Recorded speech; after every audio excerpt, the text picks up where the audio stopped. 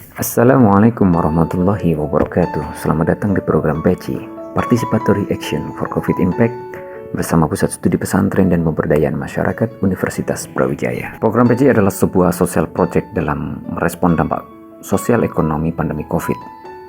Program ini fokus dalam meningkatkan kapasitas pemberdayaan masyarakat agar mampu menghadapi tantangan baru dari dampak pandemi COVID. Social project ini sepenuhnya pro bono atau voluntary, betul-betul dari kebaikan hati para dosen, mahasiswa, dan komunitas masyarakat yang bekerja sama di dalamnya. Semangat dari program ini adalah belajar bersama masyarakat menemukan praktik-praktik baik dalam merespon pandemi COVID. Pembelajaran dan pengetahuan yang baik inilah yang kemudian akan kita sebar ke masyarakat. Social project ini berangkat dari diskusi di Pusat Studi Pesantren yang menyimpulkan bahwa pandemi COVID berbeda dengan bencana atau katastrofe lainnya seperti banjir, gempa, atau tsunami. Dalam model bencana selama ini, begitu bencana terjadi maka respon akan fokus pada korban. Dalam bencana umumnya, relatif lebih mudah dilakukan. Minimal ada dua pendekatan yang bisa dilakukan, yaitu mitigasi bencana dan rekonstruksi. Sedangkan dalam pandemi COVID ini agak sedikit berbeda karena setidaknya ada 3 kemungkinan yang bisa direspon, yaitu mitigasi, krisis, dan rekonstruksi. Dalam bencana biasa, yang terjadi hanya mitigasi dan rekonstruksi. Mitigasi dilakukan untuk mengurangi resiko-resiko bencana yang terjadi dari akibat bencana tersebut, sedangkan rekonstruksi untuk mengembalikan fungsi-fungsi yang terdampak dari bencana.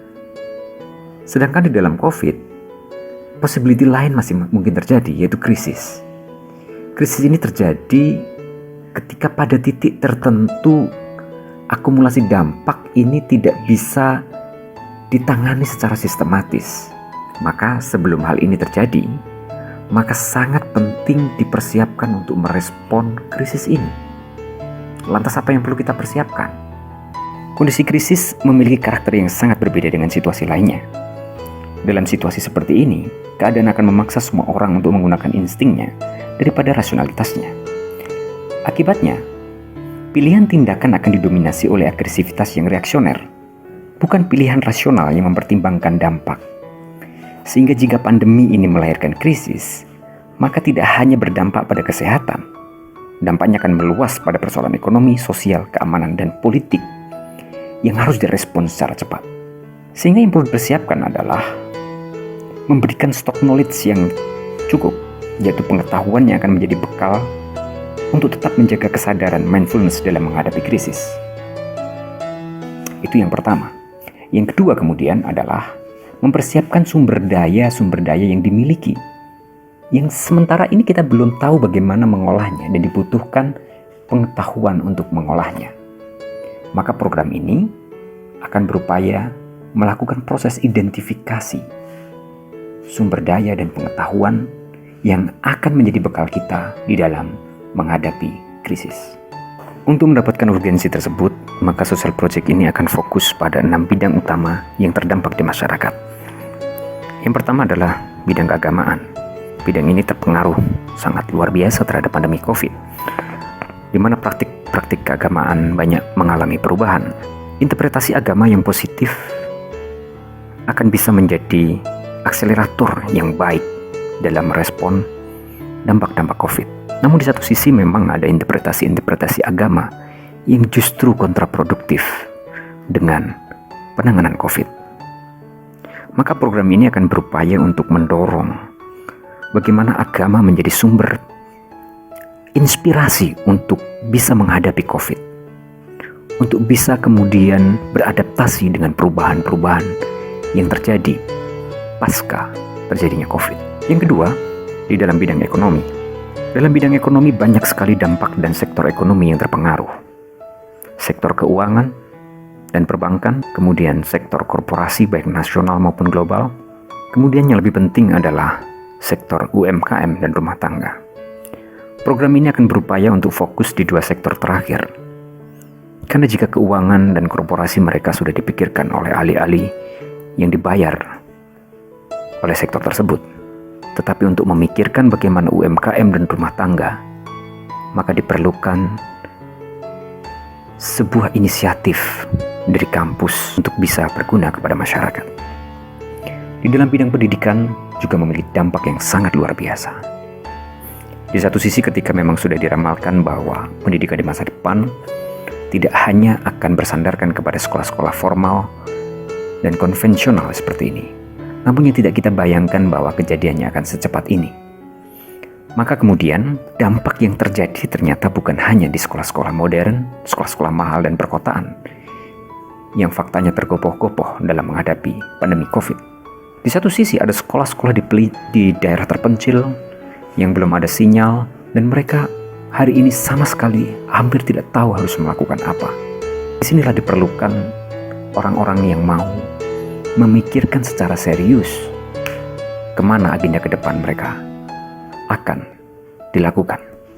Kemudian program yang keempat adalah pangan. Indonesia dikenal sebagai sebuah negara yang sangat kaya dengan sumber dayanya. Namun, kita belum banyak memiliki pengetahuan dan pemahaman bagaimana kita akan mengolah sumber daya tersebut. Karena itu sangat penting untuk kembali menggali lagi kearifan lokal, pengetahuan-pengetahuan modern yang akan dimanfaatkan bagaimana mengolah sumber daya pangan sehingga kita tetap memiliki ketahanan pangan di tengah situasi krisis. Dalam bidang keamanan tentu juga sangat berpengaruh.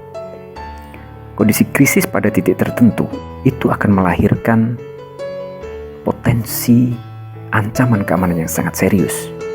Di satu sisi, kita tidak bisa bersandar kepada institusi negara seperti misalnya kepolisian ataupun tentara pada situasi krisis. Justru kita lebih mudah bersandar kepada bagaimana komunitas dan masyarakat membangun dirinya. Oleh karena itu, dalam menghadapi situasi krisis atau situasi apapun, maka membangkitkan kembali ide-ide dan gagasan lokal terkait keamanan menjadi sangat penting. Bidang yang terakhir adalah positif kampanye atau kampanye positif. Kenapa ini menjadi penting? Karena ternyata pandemi itu tidak hanya melahirkan penyakit, tetapi juga infodemi, di mana kemudian berita-berita tentang kebencian, teori konspirasi, sentimen, tiba-tiba muncul menjadi alasan bagi sekelompok orang untuk kemudian mendistorsi kelompok yang lain. Pada saat inilah penting bagi kita untuk menghadirkan sebuah wacana kampanye yang positif, yang memiliki agenda yang positif, dan ingin berorientasi pada tercapainya perdamaian dan membangkitkan masyarakat untuk kemudian bergandeng tangan menghadapi situasi dan kondisi seperti ini. Dari gambaran masalah tersebut, maka Pusat Studi Pesantren mengambil bagian kecil dari agenda besar untuk merespon pandemi COVID. Pandemi COVID adalah sebuah persoalan besar yang tidak hanya bisa diselesaikan oleh satu atau dua institusi, namun oleh banyak sekali institusi yang saling berjejaring dengan sebuah tujuan yang sama. Atas kesadaran itu, maka kami dari Pusat Studi Pesantren yang memiliki keterbatasan dalam kapasitas, sumber daya, pendanaan, sangat terbuka untuk membangun jejaring agen dalam merespon pandemi COVID ini secara bersama-sama. Oleh karena itu, kami sangat terbuka untuk membangun kerjasama dan komunikasi dengan pihak manapun untuk bisa memberikan kontribusi ini supaya lebih maksimal. Mudah-mudahan apa yang kita lakukan akan membawa dampak yang positif bagi Indonesia di masa depan. Akhirul kalam, wallahu muwaffiq ila aqwamit thoriq. Wassalamualaikum warahmatullahi wabarakatuh.